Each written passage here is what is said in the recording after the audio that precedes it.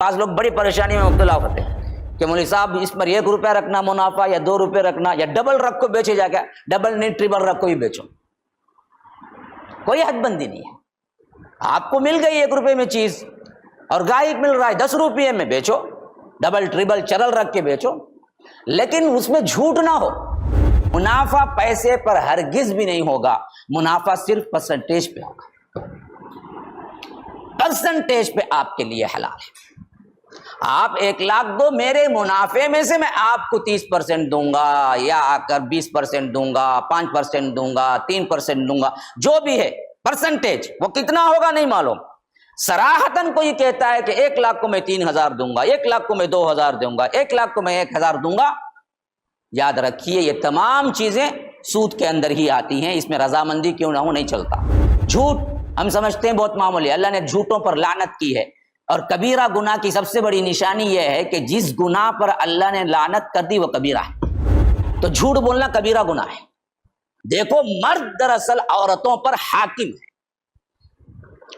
قوام، قام علی کا مطلب حاکمیت کی طرف اشارہ کرتا ہے۔ قالی کیا ہے؟ ایک درجہ بڑھ کر بھی نہیں ہے، بلکہ صاف کہہ دیا گیا کہ حاکم ہے وہ تم پر۔ اور یہ کیوں جی حاکم ہے؟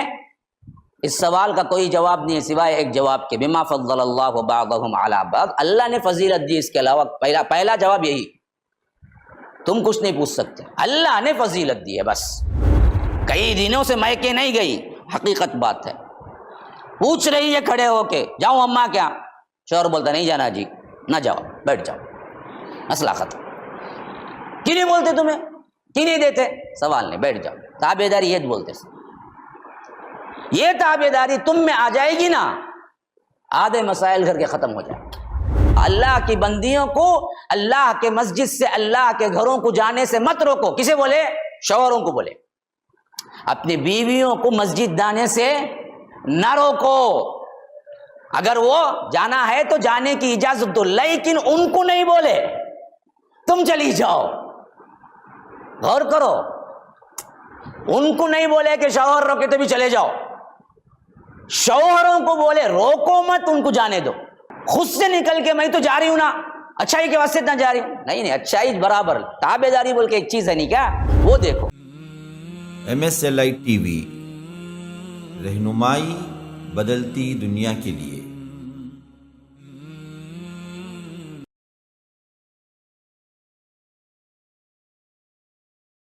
ونعوذ باللہ من شرور انفسنا ومن سیئات اعمالنا، من يهده الله فلا مضل له ومن يضلل فلا هادي له،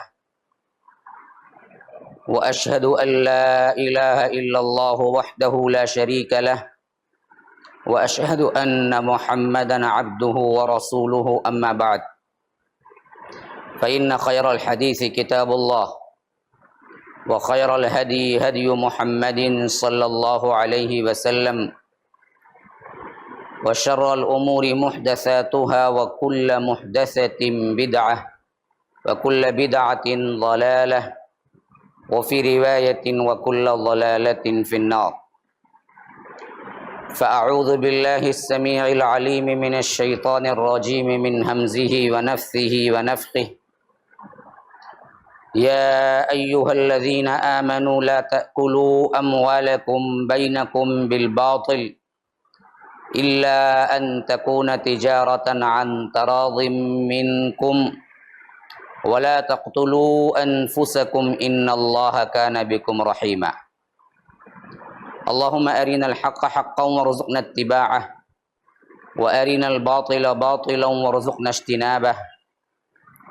اللهم علمنا ما ينفعنا وانفعنا بما علمتنا وارزقنا علما۔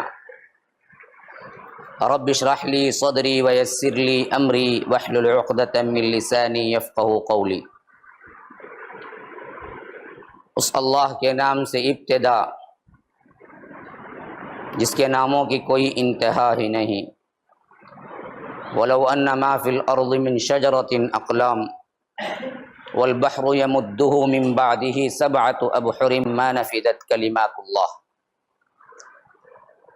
اس ذات اقدس پر کروڑوں درود و سلام ہوں جو تمام جہانوں کے لیے رحمت للعالمین بن کے آئے تھے، اللهم صل على محمد وعلى آل محمد كما صليت على إبراهيم وعلى آل إبراهيم إنك حميد مجيد وبارك على محمد وعلى آل محمد كما باركت على إبراهيم وعلى آل إبراهيم إنك حميد مجيد.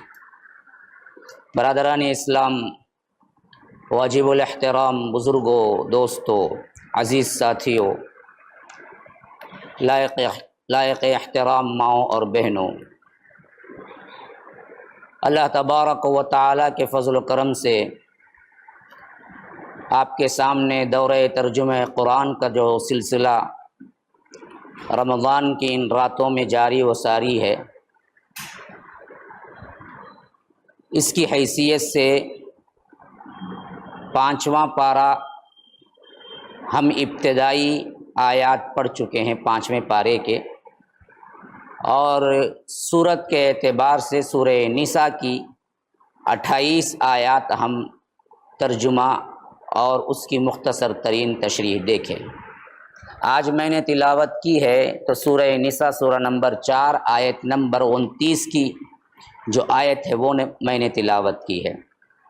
بغیر کسی تمہید کے ترجمے پر میں آگے بڑھتا ہوں۔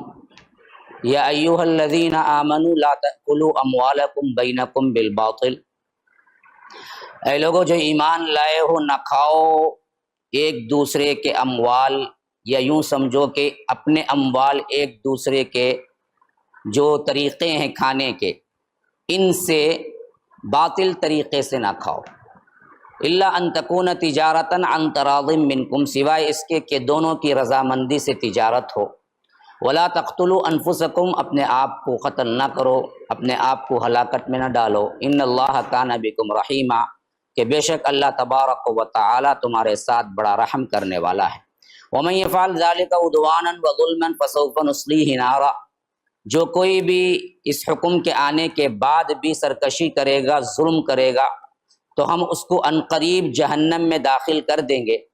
وکان ذلک علی اللہ یسیرا، اللہ تبارک و تعالی کے لیے یہ بہت آسان ہے۔ یعنی سورہ نساء میں جو احکامات خصوصیت کے ساتھ ذکر ہو رہے ہیں، پہلے ہم نے دیکھا کہ خواتین کے متعلق اور خاص طور پر یتیم بچیوں کے متعلق، پھر اس کے بعد ہم نے دیکھا کہ زنا کے ابتدائی احکامات کیا تھے، واللاتی یأتین الفاحشۃ من نسائکم، پھر اس کے بعد محرمات ابدیہ اور نکاح کس سے کرنا ہے کس سے نہیں کرنا ہے، اس پر گفتگو ہوئی۔ اب اس کے بعد معاشرتی اعتبار سے یوں سمجھ لیجئے کہ سب سے اہم ترین اصول اس آیت میں بیان کر دیا گیا کہ ایمان والو آپس میں ایک دوسرے کے مال باطل طریقے سے نہ کھاؤ۔ پوری بنیاد بس یہی ایک چیز ہے۔ تم ان کے ساتھ حق کے ساتھ کسی کا مال تم لیتے ہو تو یہ تمہارے لیے جائز ہے، تو اس میں سب چیزیں حرام ہو گئی۔ دھوکہ دہی حرام، جھوٹ، اس سے مال کیا ہے آپ نے بیچا وہ بھی حرام، سود حرام، زبردستی حرام، ظلم کر کے بیچا حرام۔ اب سب سے اہم ترین بنیاد کس پہ رکھ دیا گیا؟ باطل طریقے سے مت کھاؤ۔ جتنے باطل طریقے ہیں سب حرام، خواہ وہ تم تجارت حلال کیوں نہ کرتے ہو۔ حتیٰ کہ اس میں یہ معاملہ بھی شامل ہے کہ آپ نے کیا کیا کہ اس کو کہا یہ 10 روپے کی چیز ہے، گاہک نے لے لیا 10 روپے میں، اصل یہ کیا تھا 2 روپے کی چیز، اور آپ نے 8 روپیہ لے لیا۔ آپ کے لیے بالکل جائز ہے، حلال ہے، کیونکہ الا ان تکون تجارتا عن تراض منہ، کیونکہ تجارت میں ایک دوسرے کی رضامندی چاہیے، وہ تھی۔ تم نے قیمت بتائی اور اس نے قیمت دی، دونوں کی رضامندی تھی، اور حلال چیز تھی، حلال چیز بیچا۔ پہلی چیز یہ کہ حرام کی تو تجارت ہو ہی نہیں سکتی، وہ تو پورا کا پورا باطل ہے۔ حلال میں بھی اصل میں کیا ہے، باطل کیا ہے، دونوں کی رضامندی نہیں ہے، یا دونوں کے اندر کوئی ایک دھوکہ کر رہا ہے۔ اب اسی جو کو آپ 10 روپے کہے، اصل 2 روپے تھے، 8 روپے آپ نے فائدہ کمایا، یہ فائدہ آپ کے لیے حلال ہے۔ لیکن اگر آپ گاہک پوچھے کہ بھائی اس میں آپ نے کتنا رکھا ہے، ارے بھائی میں تو 9 روپے کو صرف 1 روپیہ رکھ کے آپ کو دے رہا ہوں، حرام ہے۔ اور تب آپ نے چیز خریدی بھی اس میں 5 روپے کی ہو، تبھی بھی حرام ہے، کیونکہ تم نے دراصل کیا کیا، جھوٹ بول کے کمایا، یہ باطل کے اندر آتا ہے۔ آپ بغیر قیمت وہ پوچھے اور بغیر قیمت آپ بتلائے، کتنا چاہے نفع رکھو، معمول کے مطابق جو مارکیٹ ریٹ ہے اس میں کوئی مسئلہ نہیں ہے، خواہ وہ آپ 10 روپے رکھتے ہیں یا 10,000 رکھتے ہیں، مسئلہ وہ نہیں ہے، اس میں دھوکہ دہی نہ ہو۔ آپ کہہ رہے ہیں کہ اس میں کوئی نقص نہیں ہے، لو جی، اور آپ کو اچھی طرح پتا ہے کہ اس میں نقص ہے، حرام ہے، باطل ہے۔ آپ ایک موبائل بیچنا چاہتے ہیں، اچھی طرح معلوم ہے کہ اس میں بیٹری پاور نہیں ہے، اور آپ کہہ رہے ہیں کہ اس میں کوئی نقص نہیں ہے، یہ نہیں کہا کہ بیٹری میں پرابلم ہے، بس آپ نے یہ کہہ دیا دیکھو اس میں کوئی نقص نہیں ہے، آپ لے لو، حالانکہ آپ کو اچھی طرح معلوم تھا کہ اس میں بیٹری پرابلم ہے، اس واسطے آپ بیچ رہے ہیں، حرام ہے۔ حالانکہ موبائل تجارت بالکل حلال ہے، ہر چیز یہی ہے، اصل مسئلہ بنیاد باطل طریقہ، یہ صرف سود اور غلط چیزوں کو بیچنے کے معاملے میں نہیں ہے، شراب اور اسی طرح کی حرام کردہ چیزوں کو بیچنے کا معاملہ نہیں ہے، بلکہ ہر وہ تجارت جس سے تم مال لیتے ہو لیکن اس میں باطل کا کوئی نہ کوئی حصہ ہے، وہ حرام۔ ہاں اگر پوچھے گاہک بھائی آپ کتنے لیے یا کتنا نفع رکھیں، بھائی دیکھیے وہ آپ کا نہیں مسئلہ، وہ میرا مسئلہ ہے، آپ کو چاہیے یہ رقم ہے میری، آپ چاہیں تو دیں چاہے تو نہ لیں، وہ نہیں میں کہہ سکتا۔ ہاں اگر کہنا ہے بالکل صحیح ہے، آپ نے کتنے کو لیا وہی کہیں گے، اور آپ کو پتا ہے کہ آپ نے کیا ہے اچھے ریٹ کو لیا ہے تو 10-15 روپے رکھ کے گاہک کو دینے میں وہ کترائے گا نہیں، لے لے گا، بول دو کوئی مسئلہ نہیں۔ لیکن غلط بولنا ریٹ یا نقص و چھپانا یا عیب کو چھپانا یا گاہک کو متاثر کرنے کے لیے دوسری چیزوں سے کیا ہے آپ دھوکہ دہی اختیار کرنا تجارت کے اندر اور اس کے ذریعے سے مال کمانا، تو یاد رکھیے وہ تمام چیزیں اس کے اندر آ گئی ایک جملے کے اندر کہ بینکم بالباطل، ایک دوسرے کا مال باطل طریقے سے نہ کھاؤ۔ اس میں صرف بیچنے والا ہی نہیں ہے، گاہک بھی اگر دیکھے کہ وہ کیا ہے، کبھی کبھی ایسا ہوتا ہے بہت مرتبہ، چیز آپ نے لی 100 روپے دے کر اور یہ غلطی سے کیا ہے ذہن میں رکھ دیا یہ 500 روپے دیے، اٹھا کے کیا کیا مینیجر واپس اور 400 روپے دے دیا۔ اب گاہک سوچا ارے میں تو 100 روپے دیا، انہیں اس کے ذہن میں ضرورت میں 500 روپے دیا جیسا تھا، شاید اس واسطے یہ دے دیا، بتانے کے بجائے جیب میں ڈال کو اللہ بہت دیا بول کے لے کے چلے گئے، وہ بھی باطل۔ ایک دوسرا خواہ وہ گاہک ہو خواہ وہ کیا ہے بیچنے والا ہو، سب کے لیے مسلمان ہو تو اصول یہ ایک ہے کہ دیکھو باطل طریقے سے نہ کھاؤ، حق کے ساتھ جو بنتا ہے وہ حصہ ضرور لو، تمہارے اوپر اللہ تعالیٰ نے کیا ہے تمہیں ٹیلنٹ دیا ہے، کماؤ، اور کمانے میں کوئی حد بند۔ بعض لوگ بڑی پریشانی میں مبتلا ہوتے ہیں کہ مولوی صاحب اس پر 1 روپیہ رکھنا منافع یا 2 روپے رکھنا یا ڈبل رکھو بیچے جا کے، ڈبل نہیں ٹریبل رکھو ہی بیچو، کوئی حد بندی نہیں ہے۔ آپ کو مل گئی 1 روپے میں چیز اور گاہک مل رہا ہے 10 روپے میں، بیچو، ڈبل ٹریبل چرل رکھ کے بیچو، لیکن اس میں جھوٹ نہ ہو، اس میں دھوکہ بازی نہ ہو، اس میں ایسی سیٹنگ نہ ہو کہ وہ دیکھتے ہوئے دھوکہ کھا جائے، سیدھی سیدھی بات ہے۔ آپ اس کو نہیں بول رہے ہیں کہ میں نے 1 روپے میں خریدا، یا یہ نہیں بول رہے ہیں کہ میں نے 9 روپے میں خریدا، صرف 1 روپیہ رکھ کے دے رہا ہوں آپ کو۔ یہ ایک چیز بولنے سے پورا مال غارت ہو جاتا ہے، پوری تجارت حرام ہو جاتی ہے۔ تو فرمایا کہ الا ان تکون تجارتا عن تراض منکم، ہاں رضامندی کے ساتھ معاملہ بالکل طے ہے۔ اب یہ بات یہ پھر باطل چیزوں میں نہیں لا سکتے، یہ بھی یاد رکھ لیجیے۔ جیسے میں نے بتایا کہ باطل کا لفظ صرف حرام تجارتوں پر نہیں ہے، بلکہ حلال تجارتیں بھی باطل طریقے سے نہیں کھا سکتے۔ بعینہ الا ان تکون تجارتا کا کوئی مسئلہ لے آ کر عن تراض منہم میں وہ دراصل کیا کر رہا ہے، دلیل پکڑ کے بول رہا ہے بھائی دیکھو بھائی میں انہوں دونوں مل کو مانے میں 10,000 دوں گا، انہیں 1 مہینے کے بعد 12,000 دوں گا بول کو سود، انہیں بھی مانا میں بھی مانا، انہیں مسلمان میں مسلمان، دونوں راضی ہو کو مان لیے۔ اب اس میں کہے گا جی حرام، اللہ تو بولتا نا الا ان تکون تجارتا عن تراض منکم، ہم دونوں رضامندی کے ساتھ مان رہے ہیں سود کھانا، تم کون ہوتے؟ نہیں چلتا، وہ رضامندی یہاں نہیں ہے۔ حرام حرام ہے وہ الگ ہے، وہ مسئلہ ہی ختم الگ سے۔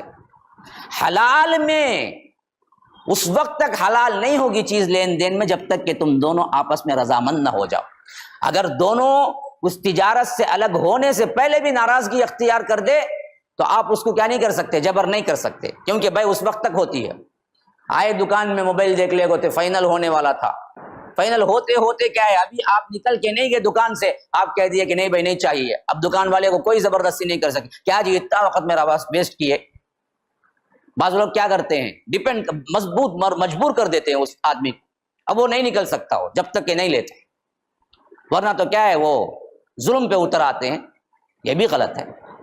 تراض منکم، اس وقت جتنی بھی رضامندی ہے آپ کو پورا اختیار ہے کہ رضامندی بھی کریں، آپ ناراض ہو کے یا آ کر بے کو توڑ کر نکل کے چلے جائیں، خواہ اس کا 1 گھنٹہ کیوں نہ لیا ہو، کچھ نہیں کر سکتے، رضامندی چاہیے۔ لیکن حرام میں رضامندی نہیں چلتی، ہاں حرام تجارتوں میں دونوں مان لیے، مثلا اب جو چل رہا ہے نا جی بہت بڑا، وہ دبا کے بھاگ رہے ہیں نا کروڑوں کے روپیے جو بڑے بڑے ہمارے مسلمانوں کے، اس میں کیا ہوا تھا، حرام پہ رضامندی کو بیچ، 1 لاکھ روپے دو 3000 روپے ماہانہ دوں گا میں۔ ابھی نہیں سوچا 1 لاکھ روپے میں 3000 روپے بولے تو 1 کروڑ میں کتنا ہو گیا، 3 لاکھ روپے۔ 3 لاکھ روپے اچھے تجارت میں نہیں آتا، ماہانہ 3 لاکھ روپے 12 مہینے کے کیا ہوا، اچھے گھر بیچ کے لے آ کے دے دیا۔ اب انہیں وہ 1 کروڑ لے کچھ ان میں سے کیا کیا، اسے 50 لاکھ دیکھو 50 لاکھ رکھ لیا اور بول دیا کہ کیا ہے نقصان ہو گیا، مسئلہ ختم، بھاگ گئے۔ یہ تجارت ہوئی رضامندی سے ہی ہوئی، لیکن غلط رضامندی، کیونکہ یاد رکھ لیجئے اصول جب بھی کوئی پیسہ دیتا ہے منافع پیسے پر ہرگز بھی نہیں ہوگا، منافع صرف پرسنٹیج پہ ہوگا، پرسنٹیج پہ آپ کے لیے حلال ہے۔ آپ 1 لاکھ دو، میرے منافع میں سے میں آپ کو 30% دوں گا، یا آ کر 20% دوں گا، 5% دوں گا، 3% دوں گا، جو بھی ہے پرسنٹیج، وہ کتنا ہوگا نہیں معلوم۔ صراحتاً کوئی کہتا ہے کہ 1 لاکھ کو میں 3000 دوں گا، 1 لاکھ کو میں 2000 دوں گا، 1 لاکھ کو میں 1000 دوں گا، یاد رکھیے یہ تمام چیزیں سود کے اندر ہی آتی ہیں، اس میں رضامندی کیوں نہ ہو نہیں چلتا۔ تو فرمایا اسی واسطے کہ وَمَن يَفْعَلْ ذَلِكَ عُدْوَانًا وَظُلْمًا فَسَوْفَ نُصْلِيهِ نَارًا۔ اب ان باتوں کو نہیں مانیں گے، سرکشی کریں گے، ظلم کریں گے، تم اسی روش پہ چلو گے تو ہم تمہیں کیا ہیں جہنم میں پھینک دیں گے۔ اور اللہ تبارک و تعالی کو ظالموں کو جہنم میں پھینکنے میں کوئی بہت بڑا تجارت، ارے انہیں ملٹی ملینر نا، اس کو کیسے میں جہنم میں پھینکوں، اللہ پریشانی میں پڑ جائے گا، نعوذ باللہ، نہیں۔ وَكَانَ ذَلِكَ عَلَى اللَّهِ يَسِيرًا، اللہ پر وہ بہت آسان ہے، کسی کو بھی اللہ تبارک و تعالی جہنم میں پھینک دے۔ اب دراصل کیا ہے، گناہوں کی تقسیم کے اعتبار سے بہت اہم ترین اصول ہے جو پہلی مرتبہ یہاں بیان ہو رہا ہے، پھر اس کے بعد دوسری مرتبہ سورہ نجم میں بیان ہوگا، لیکن یہ تقسیم امت مسلمہ کے اندر متفق علیہ ہے، اور سب اس پر اتفاق کرتے ہیں کہ گناہوں میں یہ تقسیم بالکل جائز تقسیم ہے کہ بعض گناہ وہ ہیں جو بڑے ہیں، جو بعض گناہ ہیں جو چھوٹے ہیں۔ فرمایا کہ ان تجتنبوا کبائر ما تنہون عنہ نکفر عنکم سیئاتکم وندخلکم مدخلا کریما۔ دیکھو اگر تم کبائر سے بچو، جس کا ہم نے کیا کیا ہے تم پر روک لگا دی ہے، ما تنہون عنہ نکفر عنکم سیئاتکم، ہم خود تمہاری چھوٹی چھوٹی برائیوں کو معاف کرتے رہیں گے، وندخلکم مدخلا کریما، اور تمہیں داخل کریں گے بہت ہی بہترین اور معزز ترین مقام یعنی جنت میں۔ یہ خود بخود سائملٹینیسلی چلتا رہے گا زندگی میں۔ تم گناہ کبیرہ سے بچ جاؤ، گناہ صغیرہ، تو معلوم ہو گیا کہ یہ تجتنبوا کبائر کا لفظ بتا رہا ہے کہ کبائر کا لفظ جب آ گیا تو اس کے ساتھ ساتھ چھوٹے گناہ دراصل خود بخود مقدرہ بات سامنے آ گئی کہ جب بڑے گناہ ہیں تو چھوٹے بھی گناہ ہیں۔ تو یہ تقسیم بالکل صحیح تقسیم ہے کہ چھوٹے گناہ ہو جو بھی تم کر رہے ہو، کیونکہ اس سے صراحتاً کلی کوئی بھی دراصل نہیں بچے گا، چھوٹے موٹے گناہ ہوتے رہیں گے۔ تو اس کے لیے اللہ نے فرمایا کہ اگر تم کبائر سے بچ جاؤ، بغیر توبے کے بھی ہم چھوٹے موٹے معاف کرتے رہیں گے۔ یا توبہ نہیں ہے، توبے سے تو کبائر بھی معاف ہو جاتے ہیں، شرک جیسا گناہ بھی معاف ہو جاتا ہے توبے سے۔ یہاں مسئلہ ہے بغیر توبے کے، اگر تم بڑے گناہ سے بچ جاؤ گے، چھوٹے گناہ ہم خود معاف کرتے رہیں گے، جیسا کہ بعد میں آگے چل کر اور تفصیل آ گئی، ہم پڑھیں گے آگے چل کر کہ ان الحسنات یذہبن السیئات، کچھ نیکیاں کیا ہیں، برائیوں کو مٹا دیتی ہیں، اچھے کام کر، جیسا کہ حدیث میں آیا ہے کہ ایک نماز سے دوسرے نماز تک کا فاصلہ، ایک جمعے سے دوسرے جمعے تک کا فاصلہ، اس کے اندر جو چھوٹے موٹے گناہ ہوتے ہیں، اگر بندہ 5 وقتہ نمازوں کو پورے طور پر اہمیت کے ساتھ اس کو مقررہ اوقات میں پڑھتا ہے، تو ایک دوسرے کے نماز کے اندر کے جو گناہ ہوتے ہیں اللہ اس کو معاف کر دیتا ہے، چھوٹے گناہ، بڑے نہیں۔ تو چھوٹے گناہ دراصل ہم معاف کر دیں گے، لیکن شرط یہ ہے کہ کبائر سے بچو، اور کبیرہ تم جو سمجھتے ہو وہ کبیرہ نہیں ہے، رب نے جو کہا ہے وہ کبیرہ ہے، یاد رکھو۔ ہم سمجھتے ہیں معمولی گناہ، واقعتاً شریعت بھی اسے معمولی کہتی ہے کیا؟ یہ دیکھنا چاہیے۔ جھوٹ ہم سمجھتے ہیں بہت معمولی، اللہ نے جھوٹوں پر لعنت کی ہے، اور کبیرہ گناہ کی سب سے بڑی نشانی یہ ہے کہ جس گناہ پر اللہ نے لعنت کر دی وہ کبیرہ ہے۔ تو جھوٹ بولنا کبیرہ گناہ ہے، جھوٹ بولنا کبیرہ گناہ ہے، اور ہم سمجھتے ہیں کہ بہت کیا ہے، معمولی گناہ ہے۔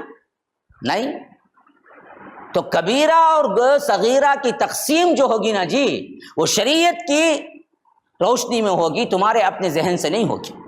تو فرمایا کہ وَلَا تَتَمَنَّوْا مَا فَضَّلَ اللَّهُ بِهِ بَعْضَكُمْ عَلَى بَعْضٍ، اور تمنا نہ کرو، اللہ تبارک و تعالی نے بعض کو بعض پر جو فضیلتیں دی ہیں ان فضیلتوں کے ہوس نہ کرو تم، ہم کو نہ مل جائیں۔ یہ دراصل کیا ہے، ابھی سے تیاری کر رہا ہے اللہ تعالیٰ، ذہنی طور پر ان کو بتا رہا ہے مرد عورت کی جو تفضیل اللہ نے رکھ دی ہے، اس کی تمنا نہ عورت کرے نہ مرد کرے، یہ رب نے دے دیا ہے فضیلت، اس کو مان کے چلنا ہی تمہارے واسطے اچھا ہے۔ کن کو؟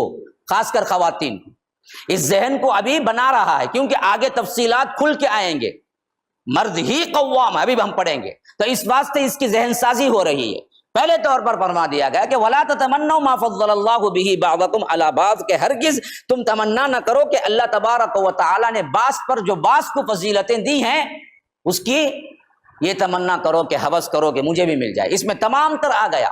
کوئی گورا ہے، دیکھ کے یہ بولنا کہ کائی کو بنایا کہ جی اسے گورا، اللہ تعالیٰ کہتے ہیں ایسی بیسی پڑھ کو اس کا پورا چہرہ خراب ہو جانا نہ، اللہ کو معلوم ہے کسے گورا بنانا، کسے کالا بنانا، کسے مالدار بنانا، کسے غریب بنانا، جو بھی اللہ نے فضیلتیں دی ہیں اس پر تم راضی ہو جاؤ۔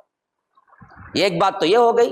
دوسرا، دراصل دو اصناف جو صنفیں ہیں مرد عورت کی جو جنسی اعتبار سے، ان کو بھی بتا رہا ہے کہ دیکھو اللہ نے عورت بنایا تو اسی میں تمہاری بھلائی تھی، تم کو عورت بنایا، ان کو مرد بنایا اسی میں ان کو بھلائی ہے تو ان کو مرد بنایا، اور مردوں کو جو فضیلت دی وہ ان کے لیے بالکل ٹھیک ہے کیونکہ وہ اس کے لائق ہیں، ان کو دیا۔ عورتوں کو جو اہمیت دی وہ ان کے لائق ہیں لیکن ماتحت بنایا، یہ تمہارے لیے بہتر۔ تو آ گئی نیچے کھل کے بات، للرجال نصیب مما اکتسبوا وللنساء نصیب مما اکتسبن واسألوا اللہ من فضلہ۔ دیکھو جو مردوں نے کمایا ہے ان کا حصہ ان کو ملے گا، جو عورتوں نے کمایا ہے ان کا حصہ ان کو ملے گا۔ یہ دراصل آؤٹ آف کانٹیکس ہے، اس سے بعض بدبختوں نے یہ مراد لیا جو کیا ہے جدید ذہنیت کے لوگ ہیں۔ دیکھو اللہ تبارک و تعالی جیسے مرد کام کے لیے جاب کے لیے جاتے ہیں ویسے ہی عورتوں کے لیے بھی جاب کو اللہ نے حلال قرار دیا۔ ہم بھی کہیں ہونا جا سکتے ہیں کیونکہ اللہ نے کہا کہ مرد جو کمائیں گے وہ پائیں گے، عورت جو کمائے گی وہ ان کے لیے پائیں گے وہ۔ حالانکہ بات وہ چل ہی نہیں رہی ہے، آپ ہی دیکھ رہے ہیں سیاق و سباق کے اعتبار سے مسئلہ وہ نہیں ہے۔ یہاں جو رب بتا رہا ہے کمایا کا مطلب ہے عبادت۔ مرد نماز پڑھا تو اس کو تو کیا ہے، اس ظہر نماز پڑھا اس نماز کی کا جو ثواب ہوگا وہ دراصل 100%، عورت پڑھے گی تو 70% ہے کیا ایسا؟ نہیں، ان کو بھی وہ ثواب بالکل برابر ملے گا۔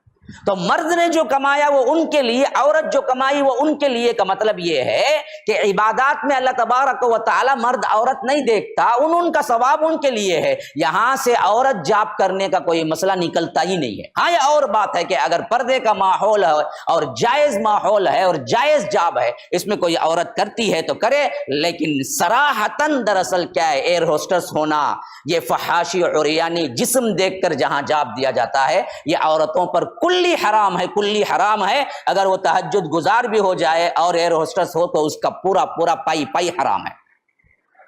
فرمایا کہ وَاسْأَلُوا اللَّهَ مِن فَضْلِهِ، دیکھو اللہ تبارک و تعالی سے ہی سوال کرو اس کے فضل کا، جو بھی مانگو اللہ تبارک و تعالی سے مانگو، دنیا بھی مانگنا ہے تو اللہ تبارک و تعالی سے ہی مانگتے رہو۔ ان اللہ بکل شیء علیما، کہ اللہ تبارک و تعالی ہر چیز جانتا ہے۔ وَلِكُلٍّ جَعَلْنَا مَوَالِيَ مِمَّا تَرَكَ الْوَالِدَانِ وَالْأَقْرَبُونَ وَالَّذِينَ عَقَدَتْ أَيْمَانُكُمْ فَآتُوهُمْ نَصِيبَهُمْ إِنَّ اللَّهَ كَانَ عَلَى كُلِّ شَيْءٍ شَهِيدًا۔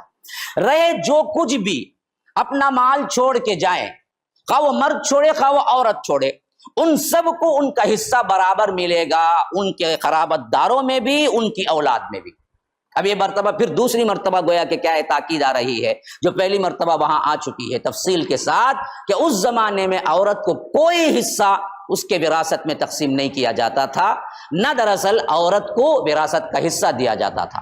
تو اللہ تبارک و تعالیٰ نے کہا کہ نہیں، جو کچھ ترکہ والدین قریبی رشتہ دار چھوڑیں گے یہ دراصل سب کو کیا ہے اس کے برابر وارث جو اللہ نے پہلے مقرر کر دیے ان سب کو دے دیے جائیں گے جن لوگوں سے تم نے عقد کیا ہے، یعنی جن لوگوں سے بات میں کیا ہے کوئی بھی معاہدہ کر لیا ہے، ان کا حصہ وصیت کی شکل میں ادا کیا جائے گا، ورنہ تو ان کا الگ سے حصہ نہیں ہے۔ مثلا کوئی کیا ہے جیتے جی باپ تھا، اس نے وعدہ کر لیا دیکھو بھائی میں مرنے کے بعد آپ کو ایک 5,000 میں دوں گا، اب آپ کو معلوم ہو گیا تو آپ کو کیا کرنا چاہیے، وہ 5,000 دے دینا چاہیے، کیونکہ وصیت کا ایک حصہ تو تھا اس کے پاس، وہ دے دیں گے، کیونکہ ماحول تبھی نیا بن رہا تھا۔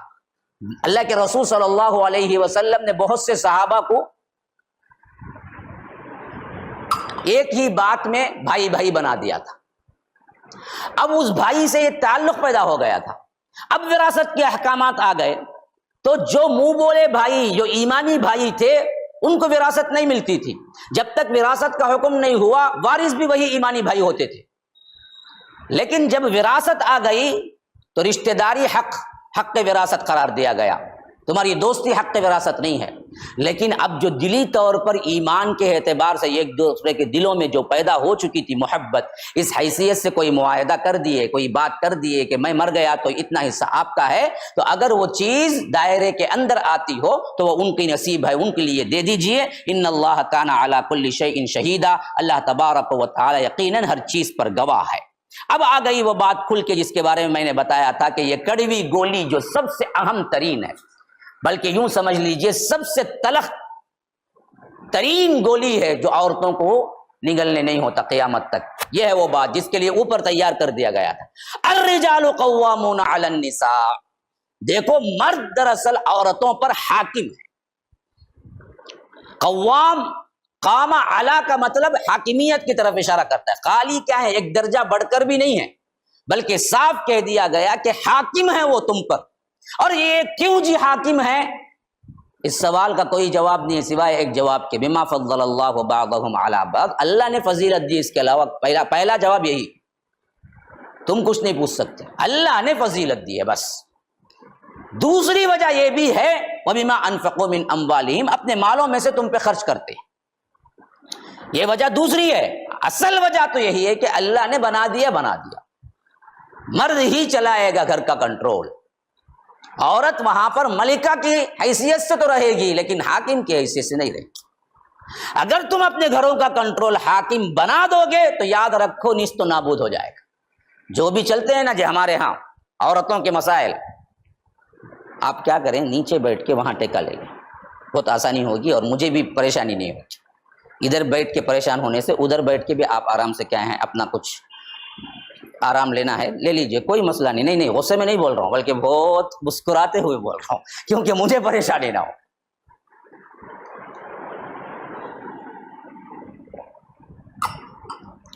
تو سب سے پہلی بات یہ ہے اللہ تبارک و تعالی نے حاکم بنایا، اس کو حاکم بنا کے رکھو، تبھی مردوں کے لیے بھی اچھائی، عورتوں کے لیے بھی اچھائی ہے۔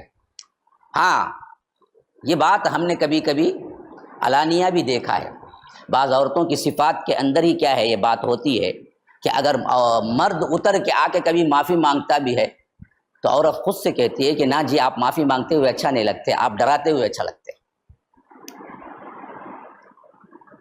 عورتیں خود سے ہی نہیں چاہتی کہ ان کا شوہر ان کے سامنے کیا ہے گر جائے، یہ ایک پوزیشن ہے، یہ ایک آ کر اندرونی طور پر اللہ نے جو کیفیت رکھی ہے وہ کیفیت ہے، اس کو تم نہیں مٹا سکتے۔ تو اس واسطے فرمایا کہ تم محکوم ہو، مرد حاکم ہے، اس واسطے بھی کہ اللہ نے فضیلت دی، اس واسطے بھی کہ وہ خرچ کرتے ہیں۔ لیکن اب الٹا ہو گیا، آئی ٹی میں جاب کو جاتی انہیں بچے سنبھالتا، اب اس گھر کا کیا حال ہوگا وہ آپ ہی دیکھ لیں گے۔ تو اس واسطے یاد رکھیے اصل ذمہ داری کمانے کی مرد پر ہے، عورت پر نہیں۔ اور بعض لوگ ابھی زیادہ کھل کے جو سمجھتے ہیں کہ ہمیں تو کیا ہے اللہ نے بڑی عقل دے دی ہے، بڑے ہم کیا ہیں آج کے جدید ذہنیت کے لحاظ سے ہم بچوں کو پال رہے ہیں، وہ کیا بولتے ہیں دیکھو بھائی ہمارے بچوں کو ڈاکٹر بنانا، انجینئر بنانا، اس واسطے گھر کے ایک کمائی سے نہیں چلے گا، گھر کریں گے کیا دونوں مل کو کمائیں گے۔ کیا کریں گے کہتے ہیں تب اچھی اولاد کو پرورش کر سکتے ہیں. 1% نہیں بلکہ 1% کا 1000واں حصہ بھی 1 روپیہ کما کے دینے کی عورت کی ذمہ داری نہیں. یاد رکھیے 1 روپیہ بھی 1 روپیہ بھی نہیں ہے ذمہ داری اس کی. ذمہ دار مرد ہے بس. ذمہ داری جو ہے وہ دراصل بچوں کی پرورش عورت کی تابع داری ہے، خدمت ہے، یہ ذمہ داری ہے. اب آ گئی ذمہ داری آ گئی. اب میں کہنے سے بجائے قرآن کی آیت آپ کے لیے کیا ہے دلیل ہو جائے گی. فرمایا کہ بہترین بیوی کون ہے؟ 3 صفتیں بس. فالصالحات قانتات حافظات للغیب بما حفظ اللہ. بس ان کو کرنا کیا ہے جی؟ تمہارا کام یہ ہے کہ تم صالحہ بنو، نیک بنو، یہ تمہارا کام. کیا مطلب؟ نیک میں اللہ تبارک و تعالی کی عبادت گزار بندی بنو، پھر اس کے ساتھ ساتھ شوہر کی اطاعت گزار بنو، بس مسئلہ ختم. فالصالحہ، صالحہ عورت وہی ہے بہت بڑی دعویٰ کرنے والی، بہت بڑی داعی، بہت بڑی داعیہ، بہت بڑی کیا ہے تقریر کرنے والی، فلاں مدرسہ چلانے والی، شوہر کی اطاعت نہیں، بیکار ہے، بیکار ہے. تیری ذمہ داری پہلے یہ نہیں، پہلے ذمہ داری یہ تیری. ہاں اس کے بعد ہی دوسری ذمہ داری تجھ پہ آتی. فالصالحات قانتات. قانتہ ایک تو وہ ہے جو اللہ کے آگے کھڑے ہو جانے والے، ایک تو وہ ہے جو فرما بردار ہوں عورت شوہر کی. کئی دنوں سے میکے نہیں گئی، حقیقت بات ہے، پوچھ رہی ہے کھڑے ہو کے جاؤں اماں کیا؟ شوہر بولتا نہیں جانا جی، نہ جاؤ، بیٹھ جاؤ، مسئلہ ختم. کیوں نہیں بولتے تمہیں؟ کیوں نہیں دیتے؟ سوال نہیں، بیٹھ جاؤ. تابع داری یہ بولتے. یہ تابع داری تم میں آ جائے گی نا، آدھے مسائل گھر کے ختم ہو جائیں گے، آدھے مسائل ختم ہو جائیں گے. اس تابع داری کا اونچی چوٹی دیکھیے. ایک واقعہ بیان کر دیتا ہوں، سمجھ لیجئے. اللہ کے رسول صلی اللہ علیہ وسلم نے فرمایا کہ لا تمنعوا اماء اللہ مساجد اللہ. اللہ کی بندیوں کو اللہ کے مسجد سے، اللہ کے گھروں کو جانے سے مت روکو. کسے بولے؟ شوہروں کو بولے. اپنی بیویوں کو مسجد جانے سے نہ روکو. اگر وہ جانا ہے تو جانے کی اجازت دو، لیکن ان کو نہیں بولے تم چلی جاؤ. غور کرو، ان کو نہیں بولے کہ شوہر روکے تو بھی چلے جاؤ. شوہروں کو بولے روکو مت، ان کو جانے دو، کیونکہ جانے نہیں جانے کا اختیار جو دینا ہے نا وہ تمہارے پاس ہے. اس واسطے خطاب ہم سے ہوا کہ دیکھو یہ اللہ کی بندیاں اگر مسجد جانا چاہتی ہیں تو ان کو نہ روکو. خود سے نکل کے میں تو جا رہی ہوں نا، اچھائی کے واسطے نہ جا رہی ہوں، نہیں اچھائی برابر. تابع داری بول کے ایک چیز ہے نہیں کیا، وہ دیکھو. ہاں اچھے شوہر کو اللہ کے رسول نے بتایا کہ دیکھو اگر وہ جانا چاہتی ہے ان کو روکو مت. اچھا شوہر ہے تو مسجد جانے سے نہیں روکے گا ہرگز بھی.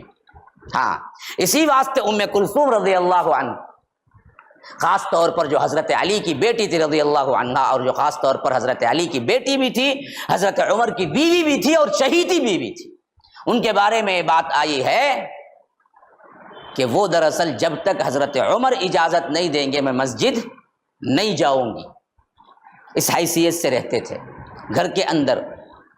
حالانکہ حضرت عمر چاہتے تھے کہ وہ میں روکنے سے پہلے ہی رک کے بیٹھ جائے.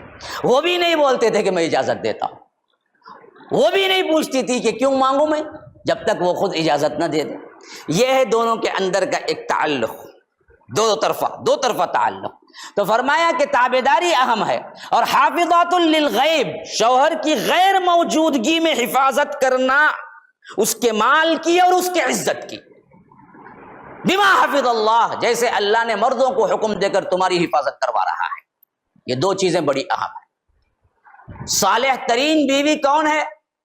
ایک تو فرما بردار نیک، دوسرا شوہر گھر پر نہیں ہے تو شوہر اپنا مال کہاں رکھ کے جائیں گا؟ گھر پہ نہ رکھ کے جائیں گا، تو وہ مال کی حفاظت. دوسرا اس کے رازوں کی حفاظت. تیسرا تم خود شوہر کی چیز ہو، تمہاری عزت شوہر کی عزت، تمہاری عزتوں کی حفاظت. شوہر نہیں ہے نا بول کے پڑوسی سے منہ نہیں مارنا، شوہر نہیں ہے نا بول کے کیا ہے غلط نظروں سے نہیں دیکھنا مرد کو. تم دراصل حافظہ ہو، اس وقت حفاظت کرنے والی ہو شوہر کی عزت کی، شوہر کے مال کی، شوہر کے رازوں کی، خاص طور پر شوہر کے رازوں کی. کیونکہ شوہر اس واسطے سب کچھ کھول کے سامنے آ جاتا، تم بیوی ہو. اگر تم رازوں کو کیا ہے راز نہ رکھی، 4 عورتیں میرے شروع کر لیے شوہروں کی مرے، میرا شوہر کیسا معلوم، ان کا شوہر کیسا معلوم. حرام ہے، حرام ہے وہ بات، کیونکہ شوہر کا راز ہے، وہ اسے پتا نہیں. شوہر کا کوئی عیب ہے تو وہ عیب کو چھپانا بیوی پہ فرض ہے، وہ نہ بتائے. بما حفظ اللہ، اللہ دیکھیے کتنی بہترین طریقے سے بتا رہا ہے کہ جیسے اللہ نے مردوں کو کہہ کر تمہاری حفاظت کروا رہا ہے، انہیں مت مارو، انہیں طلاق دو تو مہر پورا دے دو، ان کے ساتھ نرمی کا سلوک کرو، وعاشرہن بالمعروف، اچھا سلوک کرو. جیسے جیسے مردوں کو حکم دے رہا ہے کہ کیا ہے خواتین کے ساتھ اچھا سلوک کرو، ان کی حفاظت کرو، ویسے ہی تم پر ضروری بنتا ہے کہ شوہر کی غیر موجودگی میں تم بھی کیا ہے شوہر کی عزت کی، مال کی، اس کی اولاد کی، اپنی عزت، اپنی عصمت، کیونکہ تم شوہر کی چیز ہو. تم کسی کے لیے کیا ہے فاحشہ بن کے نیٹ میں چلا لگا فوٹوز ڈال رہی ہیں، کیوں شوہر نہیں ہے، اپنے آپ کو کیا ہے برہنہ کر رہی ہے. کوئی کیا ہے شوہر جا کو آئے جگہ پورا پیسہ ختم کر کے رکھتی ہے، جی ضرورت پڑی اٹھا لی. نہ حفاظت کرنے والی ہوتی. یہ اور بات ہے کہ کوئی بخیل ہی نہیں دیتا بولے تو تب اٹھا لیے جا، وہ الگ قصہ ہے وہ. لیکن پورے مال کے، کیونکہ وہ کہاں رکھ کے جائے گا بھائی، غریب ادھر رکھ کے جائے گا، تو اس کی بھی حفاظت تمہاری ذمہ داری بنتی ہے. ہاں اب اس کے برعکس اگر صالحہ بھی نہیں ہے، فرما بردار بھی نہیں ہے، حفاظت بھی نہیں کر رہی ہے، وہ عورت تمہارے حصے میں آ گئی، کون ہٹ درم ہے، تو اب اس کا کیا ہوگا فیصلہ؟ فرمایا واللاتی تخافون نشوزہن، وہ عورتیں جن کے نشوز کا تمہیں خطرہ ہے، نشوز اکڑ جانا، بات نہ ماننا، تابعداری نہ ہونا، تو اس کے 3 اسٹیج اللہ نے بیان کر دی. تمہارے حصے میں ایسی عورت آ گئی، ایسی بیوی آ گئی جو تمہاری فرما بردار نہیں ہے. بعض لوگ بہت پوچھتے سوال، کیا کرنا مولوی صاحب، کیا کرنا مولوی؟ اب سن لو، یہ رب جو حل بتا رہا ہے میرا نہیں ہے، یہ رب العالمین کا حل ہے. فرمایا کہ فعظوہن، پہلے کیا کرو، نصیحت کرو، واعظ دو. اس کے واسطے کیا کرنا پڑے گا؟ شوہر پڑھنا پڑے گا پہلے قرآن حدیث. آیا تو نہ بولیں گا شوہر، ان کو بھی کیا ہے اتنی بیتی کچھ بھی نہیں آتی، بولے تو کیا بولتے ہیں اس کے ماں باپ کو گالیاں دیتے، یا کیا ہے اس کے گھر والوں کو گالیاں دیتے، معاملہ اور بڑھ جاتا. کرنا کیا چاہیے؟ دیکھو بھائی حدیث میں یہ بات آئی ہے، قرآن میں یہ بات آئی ہے، آپ کے لیے یہی چیز ہے کہ آپ میری اطاعت کریں، یہ دین کا حصہ ہے آپ کے، میری نافرمانی نہ کریں. فعظوہن، ان کو واعظ دو، واعظ سے کام نہیں چلا. واہجروہن فی المضاجع، بستر الگ کر لو، تم تنہا سو میں تنہا سو تم. گویا کہ یہ کیا ہے ناراضگی کی ایک بہت بڑی علامت. اس سے بھی کوئی اثر نہیں ہو رہا ہے عورت کو تو کیا ہے وَضْرِبُوهُنْ، پھر مارو.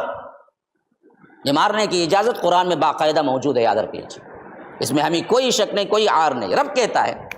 ہاں یہ بات کہ اللہ کے رسول صلی اللہ علیہ وسلم نے فرمایا کہ چہرے پر نہ مارو، اور ایسا مار نہ مانو جس سے نشان بیٹھ جائے.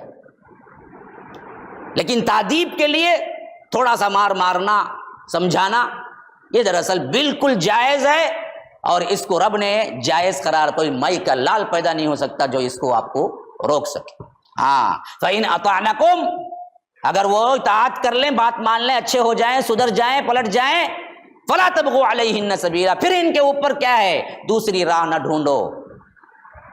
یہ ہماری سب سے بڑی بربادی ہے، یہ ہماری سب سے بڑی بربادی. کیا ہوتا جذبات میں آ کے کبھی غلطی کر دی عورت، بعد میں کیا ہو گیا معافی تلافی ہو گئی. لیکن یہ ہمارا ہے نا، یہ مرد بھی چپ کے نہیں رہتا، جب جب بول کو بتاتا، جب جب اسے ٹارچر کرتا. تمہیں اتنا جی وہ اس دن میں پکڑا نا فون میں کسی کی باتیں کر لے ہوتے ہیں، ارے ہوا بھائی ایک بار پھسلی، انہیں غلطی کری، توبہ تلافی ہو گئی، مان لی، پھر تمہیں کیا ہے سوری کہہ دی، وہ آ گئی، اب پھر بتا کے اسے جلانا، بتا کے اسے ٹارچر کرنا، یہ دراصل تمہارے واسطے جائز نہیں ہے. فَلَا تَبْغُوا عَلَيْهِنَّ سَبِيلًا، اب تم کیا ہے ان کو ٹارچر کرنے کے کیا ہے بہانے نہ ڈھونڈو. معاف کر دیا دل سے معاف کر دو، پھر کبھی زبان پہ مت لاؤ، جو غلطی ہو گئی وہ ہو گئی. اگر یہ کر لیتے نا ہمارے اندر آدھا فساد چل جاتا. یہ ہم مرد بھی چپ کے نہیں بیٹھتے، بعض مرد تو چپ کے بیٹھتے نہیں. اس کے واسطے تو اب لاک ڈاؤن میں تو عورتیں دعا کرتے ہیں اللہ انہوں کیسا تھا باہر نکل کے بس ہے جان کھا جاتا آدمی. ہاں بعض وہ شوہریں ہیں جن کی بیویاں دعا کرتی ہیں کہ اللہ ان کو تھوڑا وقت دے دے، یہ گھر میں بیٹھ جائے، اتنی محبت ہے. ایسے بھی ہیں جوڑے، لیکن اکثر جوڑے وہ ہیں جن سے کیا ہے خواتین بیزار ہیں شوہر ہوتے ہوئے. کیوں معلوم؟ آدھا گھنٹہ جتنا رہتا انہیں گھر میں، اس سے آدھا گھنٹہ اوپر رہا تو ٹارچر کر کو رکھ ڈالتا. کیا پکاتے ہیں، کافی لاؤ، وہ کئی کو کرے، اب کئی کچن میں گئے، یہ کیا جی جب سے بولا تو آتے انہیں سوچتی، انہیں کائی کو رہا کہ انہیں کتنا رہتا اتنا رہا تو بس، اس سے زیادہ انہیں آناش نہیں کہاں. تبھی جاؤ مر جاؤ، دوستہ میں بیٹھ جاؤ، کونے میں بیٹھ جاؤ، دکانہ میں جاؤ بیٹھ جاؤ، لیکن انہیں آنا نہیں. بعض لوگ کھل کے بولے بھائی میرے پاس سے بھائی لاک ڈاؤن میں کہاں بھی جانے بھی نہیں بھائی، لیکن گھر میں رہنے بھی نہیں بھائی، گھر میں رہے تو لڑے ہوتے بھائی. تمہیں منہ مسلے کئی خاموش نہیں بیٹھتے، منہ بند کر لے گا اپنا کام، قرآن پڑھو، حدیث پڑھو، کیا بھی ایک اچھے کتاباں پڑھو تو مسئلہ کیا بھی نہیں. ٹارچر کر لے گا رہے تو کیا ہوں گی عورت، کتنا سنبھالیں گی؟ پہلے سے سنبھال رہی ہے، بچوں کو سنبھال رہی ہے، تمہارا کھانا دیکھ رہی ہے، برابر ٹائم پہ جا کو آئے تو ایک دن میں 2 کافی، گھر میں رہے تو 10 کافی، جی کافی لاؤ، جی چائے لاؤ، جی کافی لاؤ. کیا کریں گے انہیں؟ ہاں تمہیں بھی بڑھ کو بنا لے گا کافی، گھٹ جائیں گے کیا؟ نہیں گھٹ. تو یہ بات بھی نہیں ہونی چاہیے، یہ ہماری خرابی ہے. فَإِنْ أَطَعْنَكُمْ فَلَا تَبْغُوا عَلَيْهِنَّ سَبِيلًا، کہ جب وہ اطاعت کر لینا جی بھائی ذرا گرم گرم لاؤ بھائی. ہاں تو فرمایا کہ فَلَا تَبْغُوا عَلَيْهِنَّ سَبِيلًا، کہ پھر ان پر کوئی راہ نہیں ہے کہ تم ان پر زبردستی کرو. إِنَّ اللَّهَ كَانَ عَلِيًّا كَبِيرًا، کہ بے شک اللہ تبارک و تعالی بلند مرتبے والا اور بہت ہی بلند ہے، بہت ہی بڑا ہے. وَإِنْ خِفْتُمْ شِقَاقَ بَيْنِهِمَا، اب یہ 3 اسٹیپ بائی اسٹیپ کام ہوئے. واس چلے نہیں، بستر الگ کرے سدھری نہیں، مارے تب بھی سدھرتی نہیں. اب اگلا وَإِنْ خِفْتُمْ شِقَاقَ بَيْنِهِمَا، اب دراصل اختلافات بڑھتے ہی گئے اور یہاں تک کہ کیا ہے ٹوٹنے کا اندیشہ آ گیا، اب الگ ہونے کا اندیشہ آ گیا، طلاق کی نوبت آ گئی. اس وقت بھی ایک حکمت ہے جس کو اپلائی کر سکتے ہیں طلاق سے پہلے. وہ کیا ہے؟ فرمایا کہ فَبَعَثُوا حَكَمًا مِّنْ أَهْلِهِ وَحَكَمًا مِّنْ أَهْلِهَا، ان کے گھر والوں میں سے ایک انصاف والے انسان کو، ایک حکم کو بلا لو، تمہارے گھر والوں میں سے ایک بڑے کو بلا لو، اور ان دونوں کو پھر بٹھا کر کیا ہے دونوں کو جڑانے کی کوشش تم لوگ کرو. خاندان کے بڑے جو کیا ہے عورت کے گھر کے خاندان سے ایک، مرد کے گھر کے خاندان سے ایک، بیٹھ کے سوچو کیسے ان لوگوں کو مل. کیونکہ بعض اوقات کیا ہو جاتی ہیں کوئی مسئلہ جھگڑا ہی نہیں ہوتا ہے، لیکن میاں بیوی اختلاف بڑھتا جاتا ہے. وجہ صرف یہ ہے کہ کوئی دوسرا بڑا اسے سمجھانے کی ضرورت ہوتی ہے، بس اتنا ہی. ہمارے بڑے سمجھانے کے بجائے ابھی ابھرتے کٹ کو ہے، ایسا کرا کیوں نے، تو آ جا میں دیکھ لیتا ہوں، کیا تو بھاری پڑی ہے کیا میرے اوپر، میں کھلا تو اتنے سال کھلایا نہیں کی. معلوم برابر کھلائیں گے، لیکن کیا ہے شوہر دے سکتا ہے، وہ دیں گے بھی کیا تمہیں؟ وہ تو نہیں دے سکتے نا. باپ غصے میں آ کے بول دیتا آجا آ کو بیٹھ جا گھر میں دیکھ لیتا ہوں. کتنے سال دیکھیں گے یہ تمہیں؟ مر کے بعد کون دیکھیں گے؟ کس کی زندگی پامال ہوئی؟ تو اس واسطے فرمایا کہ یہ بھی جلد بازی مت کرو، بلکہ ان کے ایک بڑے ان کے ایک بڑے بیٹھ کے مصالحات کریں.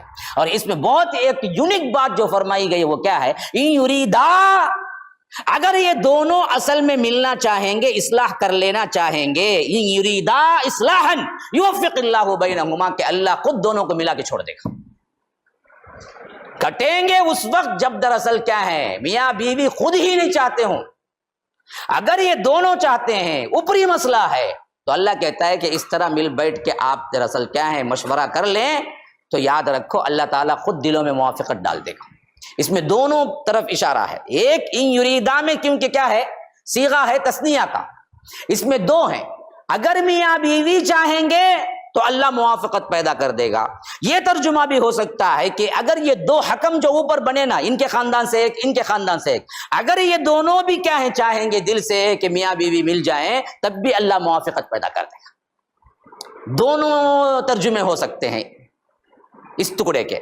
ان یریدا اصلاحا یوفق اللہ بینہما ان اللہ کان علیما خبیرا، کہ بے شک اللہ تبارک و تعالی جاننے والا ہے اور خبر رکھنے والا ہے. جو کچھ بھی تم کر رہے ہو اللہ تبارک و تعالی اس کو جانتا ہے.